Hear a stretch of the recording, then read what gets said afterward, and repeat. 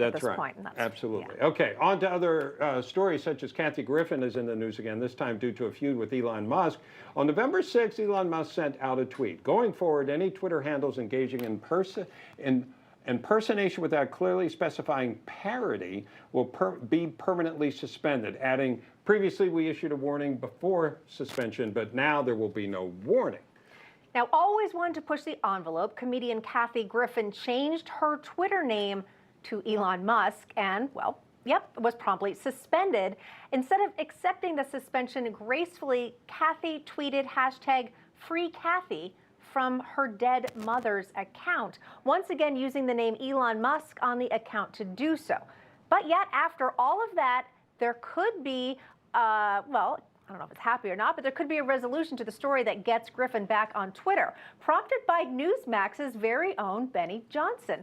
Elon Musk tweeted, if she really wants her account back, she can have it for $8. There you go. I want my $2. Do you ever see the movie Better Off Dead? I want my $2. No. It's an 80s movie, John Cusack. It's really good, but anyway. Yeah. He doesn't hold up a thing with... No, that was another movie. Okay. Back with us, our panel. Ford, I want to start with you. And I want to talk about Elon Musk for a second.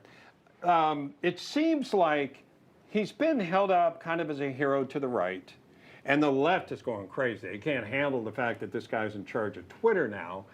I respect you as a businessman and as somebody that knows a lot about a lot of things. I kind of look at him in between, but he is kind of unpredictable. I do see that.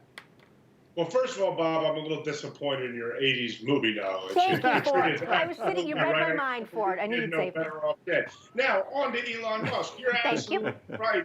Elon Musk is a businessman who's trying to raise revenue and trying to make Twitter the go-to social media town square. He doesn't know exactly how he's going to do it yet. But when it comes to Kathy Griffin, let's be honest, she's a first-class wackadoodle and a narcissist to boot. Who goes on their dead mother's Twitter account to fire back after they've been suspended for clearly violating rules? Not only Elon Musk rules, these are rules under the own Twitter regime. I will tell you this, progressive rabble-rousers are unhappy with Elon Musk for one thing, because they believe if he's successful with Twitter, he'll be able to break their cycle of censorship and information repression online, because they know that's where people go to get most of their information.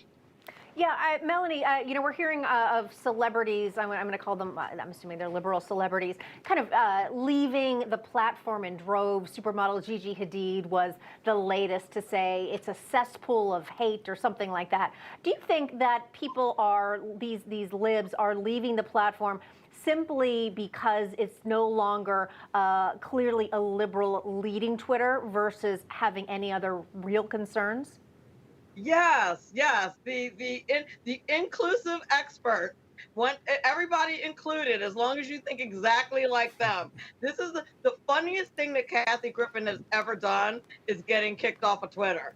I have been smiling all day about the fact that she got kicked off of Twitter. It's fabulous. They really, get yourselves together, accept how other people think, and behave yourself. It's very simple. You want to talk about hate? Let's follow my Twitter handle @NJGOPDiva. And once they click on my profile and realize that I'm a black conservative, they have big problems with that, and they said some pretty hateful things, and no one gets suspended. Because you know why? I don't even report them. Scroll and move on. Who cares?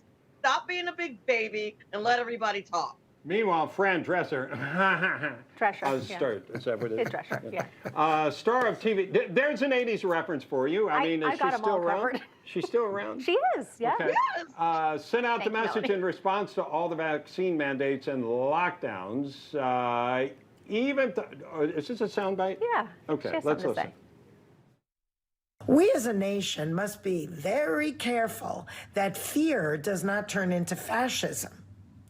When equal citizens stop being equal, when cards must be presented to identify whether you are included or excluded, we stand at a tipping point of an America I no longer recognize.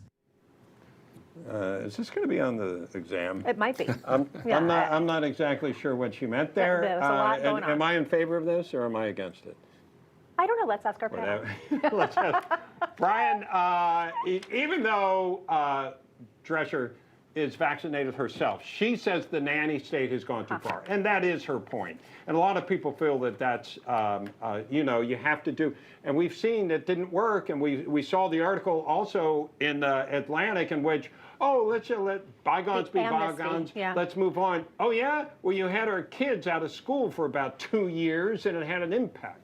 And it's interesting, you have to show a card to show you're vaccinated, but you don't have to show a card to be able to vote so they know they have the right person. Oh, yeah. You know, when it comes down to celebrities, I mean, who is Griffin? I don't even know who she is. What has she ever done besides resorting to violence herself by holding up a severed head?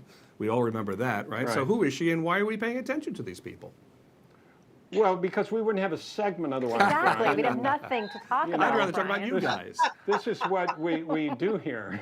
Yeah. There's more important people. But let's ask a different question. And Melanie, I'll start with you. What impact is social media having this time on the election?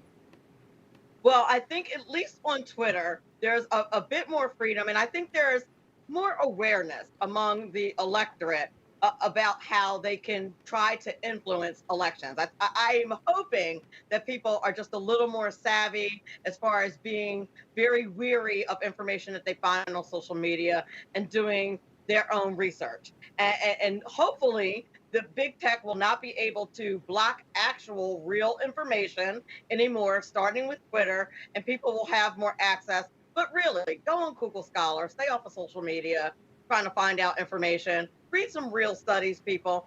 Like, just stop. All right. Yep. We're going to leave it there. Melanie Collette, Ford O'Connell, Brian Anderson. Appreciate your backing me up on that 80s knowledge, Ford. Thanks so much. We'll see all three of you again soon. Thank you.